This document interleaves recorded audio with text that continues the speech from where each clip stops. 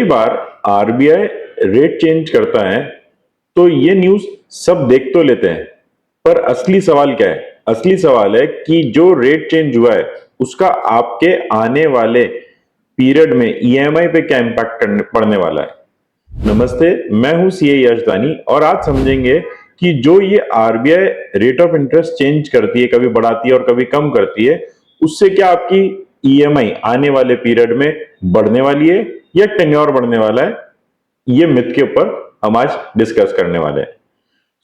सबसे पहले तो आप एक बात समझो कि जो आरबीआई है ना, वो डायरेक्टली ईएमआई कभी नहीं बढ़ाता है, वो बढ़ाता है रेपो रेट। अब रेपो रेट क्या है? रेपो रेट का मतलब हुआ जो आपका बैंक है, बैंक को भी क्या पैसा चाहिए होता है और बैंक वो पैसा लेता है आरबीआई से। तो जिस रेट पर बैंक को पैसा मिलता है ना, उसको बोला जाता है रेपो रेट।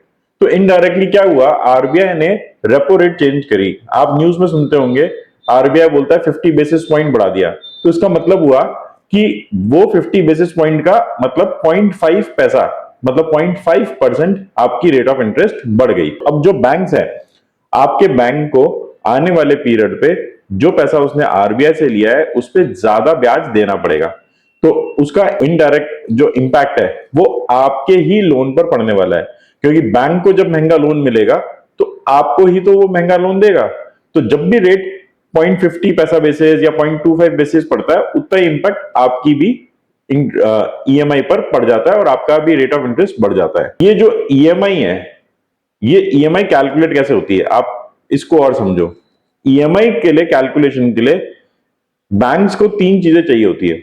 सबसे पहला तो आपको कितना लोन अमाउंट चाहिए, सेकंड कितने टेन्योर के लिए चाहिए, और तीसरा क्या रेट ऑफ इंटरेस्ट पे चाहिए। तो ये तीन जब चीजें के बैंक को मालूम होती है तो आपकी ईएमआई डिसाइड करती है। तो अब जब इंटरेस्ट भी एक बड़ा कंपोनेंट है फॉर कैलकुलेटिंग योर ईएमआई, तो जो भी चेंजेस अगर इंटरेस्ट रेट पर आरबीआई करेगा वो आपकी डायरेक्टली इनडायरेक्टली ईएमआई पे इंपैक्ट पड़ेगा। इसमें एक चीज डिफरेंस आया है कि आरबीआई ने यहां पर कुछ लीवरेज दिया है लेटेस्टली, कि जब भी आरबीआई रेट बढ़ाता था या कम करता था, बैंक भी रेट बढ़ाने और कम करने के संग संग में आपका टेन्योर बढ़ा देते थे। बिकॉज बैंक इस पे स्मार्ट मूव करके आपका ईएमआई को चेंज नहीं करते थे, ना ही वो आपका मतलब आपको पता भी नहीं चलेगा। और उसका आपका पीरियड, अगर मान लीजिए फॉर एन एग्जांपल, इसको एग्जांपल से समझते हैं थोड़ा सिंप्लीफाइड करने के लिए। मान लीजिए आपने एक 30 लाख रुपए का लोन लिया, 20 साल के लिए लिया और 8% के लिए लिया। अब आरबीआई ने क्या करा, आरबीआई ने उसमें 0.50 बेसिस पे रेट ऑफ इंटरेस्ट बढ़ाई है। तो इसका मतलब हुआ जो 8% का लोन था वो कितना हो गया, 8.25%।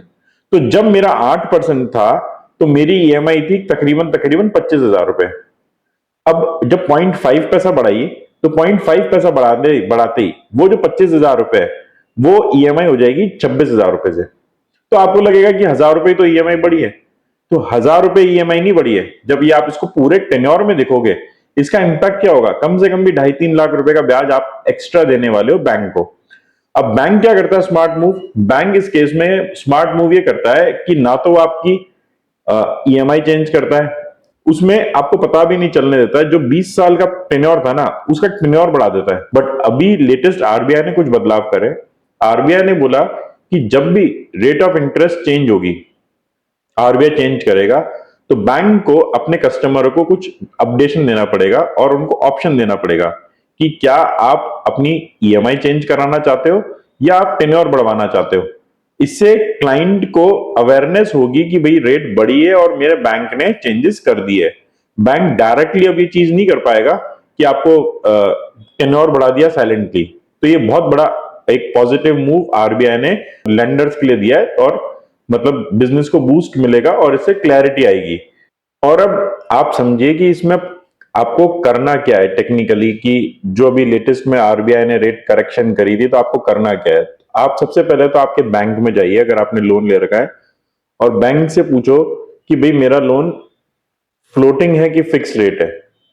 और उसके बाद ये पूछो कि मेरे पास अभी आज की तारीख में आपकी लोन की ऊपर क्लैरिटी लो कि आपने जब लेटेस्ट रेट करेक्शन हुई थी आरबीआई ने, आपके बैंक ने क्या किया है, और आपको आपके लोन के रिगार्डिंग अवेयरनेस क्रिएट करो। ताकि आने वाले टाइम में आपको पता चल पाए कि ये मूवमेंट पॉजिटिव हुआ था या नहीं हुआ था। अगर मान लीजिए आरबीआई आगे आने वाले टाइम में रेट बढ़ाती है तो भी आपको ट्रैक रहेगा, और कम करती है तो भी आपको ट्रैक रहेगा। तो नेक्स्ट टाइम जब भी आप न्यूज में सुनो कि आरबीआई ने रेट बढ़ाई है या घटाई है, तो इसको सिर्फ न्यूज मत समझो, बिकॉज इसका डायरेक्टली आपकी ही पॉकेट पर इंपैक्ट पड़ने वाला है। और ऐसे ही प्रैक्टिकल इंसाइटफुल वीडियोस के लिए हमारे चैनल को फॉलो करें। Thank you.